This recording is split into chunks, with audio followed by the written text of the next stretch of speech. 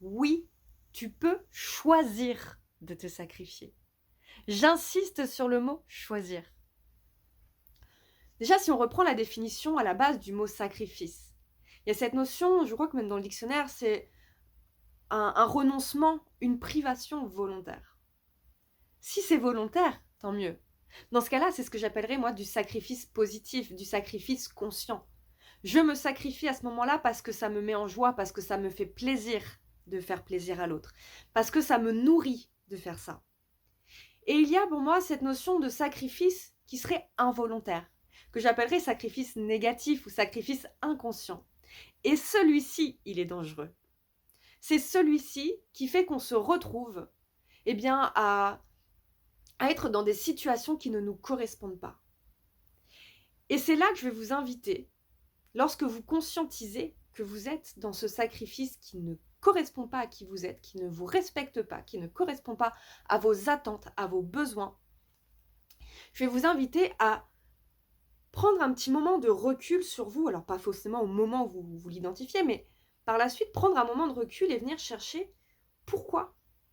Pourquoi à ce moment-là j'ai accepté de faire telle chose alors qu'au fond de moi je ne voulais pas. Pour moi, il peut y avoir différentes raisons. Il y a même une multitude de raisons. J'en ai noté quelques-unes ici, donc je vous les partage pour que vous puissiez bien poser votre conscience dessus et voir celles qui résonnent au moment où vous apercevez du sacrifice. Pour moi, il y a vraiment... ça peut être dû à des peurs. Une multitude de peurs. Quelle peur ça vient réveiller? Ça peut être dû à un manque de confiance, d'estime de soi. Ça peut être dû à un besoin.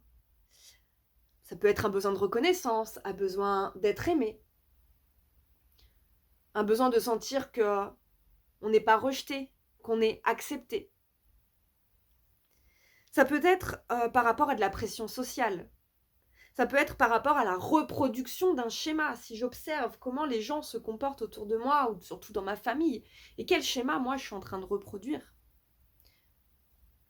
Mais ça peut être aussi lié à des blessures d'abandon, des blessures de rejet. Donc je pense que c'est hyper important de venir identifier pourquoi je me sacrifie. Qu'est-ce que ça vient réveiller chez moi? Quelle peur est là? Est-ce que j'ai peur d'être jugée? Est-ce que j'ai peur d'être mal vue? Est-ce que j'ai peur que l'on ne m'en accepte pas? Est-ce que j'ai peur qu'on me mette à l'écart? Qu'on me voit comme égoïste si je pense à moi? Et toutes ces choses-là, finalement, vont être à identifier pour pouvoir sortir de ce schéma et rentrer dans cette notion de choisir quand on se sacrifie. Se sacrifier, c'est pas mal. Ça part d'un bon sentiment, ça part d'une bonne volonté. Mais il est important que ce sacrifice soit conscient, désiré, juste et qu'il nous nourrisse et qu'il nous apporte de l'énergie et non pas vienne nous puiser.